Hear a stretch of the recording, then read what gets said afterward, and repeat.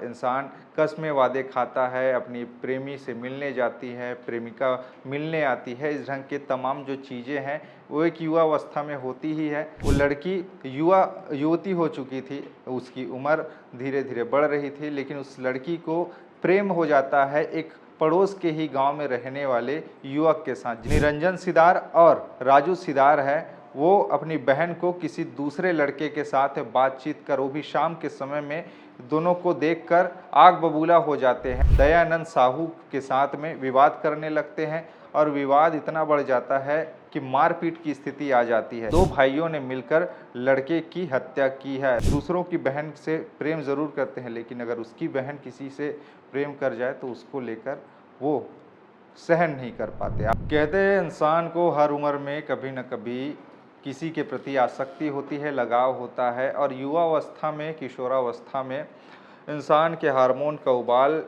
बढ़ता रहता है और इसी चलते कई बार उनको प्रेम प्रसंग जैसी चीज़ें होती हैं और हर किसी के जीवन में आता ही है। और कई बार इंसान कस्में वादे खाता है, अपनी प्रेमी से मिलने जाती है, प्रेमिका मिलने आती है, इस ढंग के तमाम जो चीज़ें हैं वो एक युवा अवस्था में होती ही है।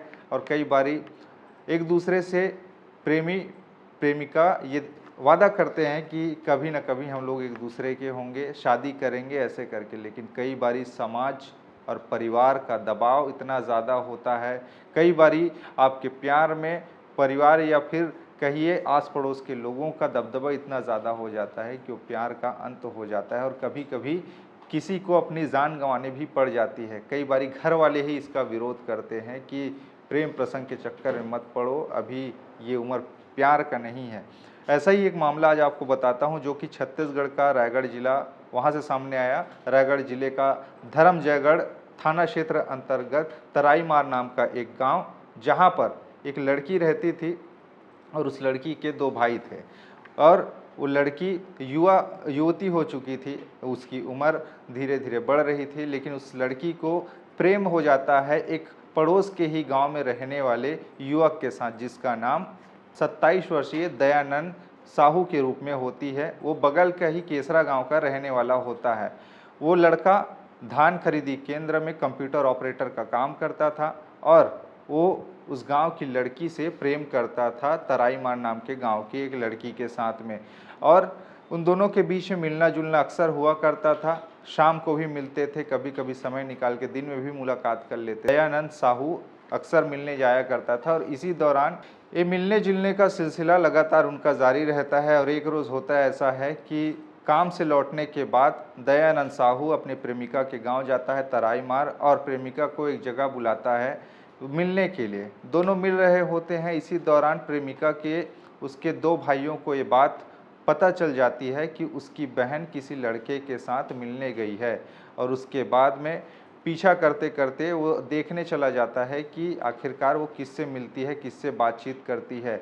उसके बाद में उसके दो भाई, जिसका नाम निरंजन सिदार और राजू सिदार है, वो अपनी बहन को किसी दूसरे लड़के के साथ बातचीत कर, वो भी शाम के समय में, दोनों को देखकर आग बबूला हो जाते हैं और इसका विरोध करते हैं कि तुम लोग यहाँ पे क्या कर रहे हो, क्यों मिलने आए हो, क्यों मिल रहे हो। ऐसे करके दोनों के बीच में विवाद होता है। उसके प्रेमी यानी कि लड़की के प्रेमी और उसके दोनों भाई के बीच में, और लड़की वहाँ से चली जाती है, लेकिन उसके भाई आग बबूला हो जाते हैं और उनको ये बात नागवार गुजर जाती है कि उसकी बहन किसी के साथ में प्रेम प्रसंग में है, और इसी के चलते वो दयानंद साहू के साथ में विवाद करने लगते हैं और विवाद इतना बढ़ जाता है कि मारपीट की स्थिति आ जाती है। इसी दौरान दयानंद साहू को उसके भाई निरंजन सिदार और राजू सिदार, लड़की के भाई, बेदम तरीके से पीटते हैं, लात घूंसे से पिटाई करते हैं, डंडे से पिटाई करते हैं। इसी दौरान उसी में से एक भाई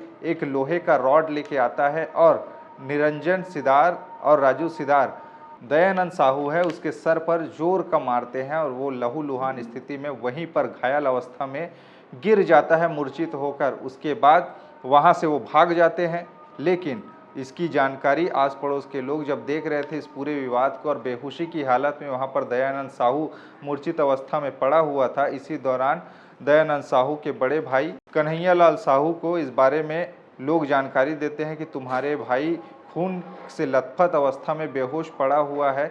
जैसे तैसे भाई की इस घटना की सूचना मिलते ही कन्हैया लाल साहू भागते हुए आता है, दौड़ते हुए आता है और भाई को उठाने की कोशिश करता है, लेकिन वो मूर्छित अवस्था में रहते। तुरंत एहतियातन गाड़ी लाई जाती है, जिसको वहाँ से अस्पताल में ले जाया जाता है। पुलिस को भी मामले की सूचना दी जाती है, लेकिन अस्पताल में ले जाते समय वो दम तोड़ देता है। वहाँ पर अस्पताल में पहुँचने के बाद डॉक्टर उसे मृत घोषित कर देते हैं। इधर मामले की जांच पड़ताल के लिए पुलिस पहुंचती है कि आखिरकार हुआ क्या है, और पूरे साक्ष्य खंगालने के बाद फॉरेंसिक एक्सपर्ट की टीम वहां पे पहुंचती है और जांच पड़ताल के दौरान पुलिस को पता चलता है कि इसकी हत्या 2 लड़कों ने की है और इसमें प्रेम प्रसंग का एक मामला सामने आ रहा है, जिसमें लड़की कि 2 भाइयों ने मिलकर लड़के की हत्या की है। अब इस पूरे गुत्थी को सुलझाया गया है। पुलिस ने कहा है कि इस प्रेम प्रसंग का मामला है। 2 प्रेमी के बीच में उनके भाई आ गए, यानी कि लड़की के भाई को नागवार गुजरी उन दोनों की प्रेम कहानी, और इसी के चलते इनके मिलने जुलने को लेकर वो दोनों भाई परेशान रहते थे और जिसके चलते उन्होंने इस जघन्य हत्याकांड को अंजाम दिया। अब जाने वाला दयानंद साहू अब इस दुनिया में नहीं है, लेकिन वो 2 भाई जिन्होंने इसकी हत्या की है, हत्या के आरोप में अब वो सलाखों के पीछे में है। कानून अब उसको अपनी तरीके से सज़ा देगी, यानी कि एक प्यार का यहाँ पे एक तरह से अंत हो गया, यानी कि 2 परिवार एक तरह से उजड़ गए।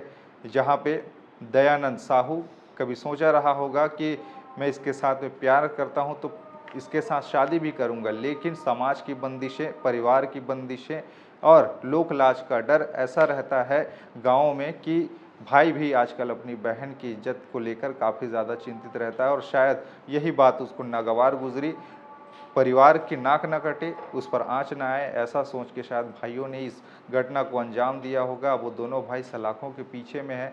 शायद अब उस बहन को इस बात का इल्म हमेशा रहेगा कि वो अपने भाई को राखी कैसे बांधे, क्योंकि उसने उसकी प्रेमी की हत्या की है। अब वो कब बाहर आएंगे कब नहीं, हत्या के आरोप में अब जेल में बंद है, ये कहना मुश्किल है। लेकिन एक परिवार वो भी उजड़ गए, यानी कि बहन यहाँ पे पूरी तरीके से टूट गई, उसके भाई जेल चले गए और बहन का जो प्रेमी है वो भी अब इस दुनिया में नहीं रहे। तो खैर, ऐसे मामलों पर आपके विचार क्या है नीचे बताइएगा, क्योंकि मामला बड़ा गमगीन है और संगीन भी है, क्योंकि बदलते समय में भी आज भी लोग थोड़ा सा कुंठित मानसिकता या फिर कहिए ऐसे चीज़ों को लेकर बहुत ज़्यादा सतर्क रहते हैं। दूसरों की बहन से प्रेम ज़रूर करते हैं, लेकिन अगर उसकी बहन किसी से प्रेम कर जाए तो उसको लेकर वो सहन नहीं कर पाते। आपके विचार क्या है मामले में? नीचे कमेंट में अपनी राय ज़रूर बताएं। खबरें और भी है जिसके लिए बने रहिए छत्तीसगढ़ के साथ में। नमस्कार।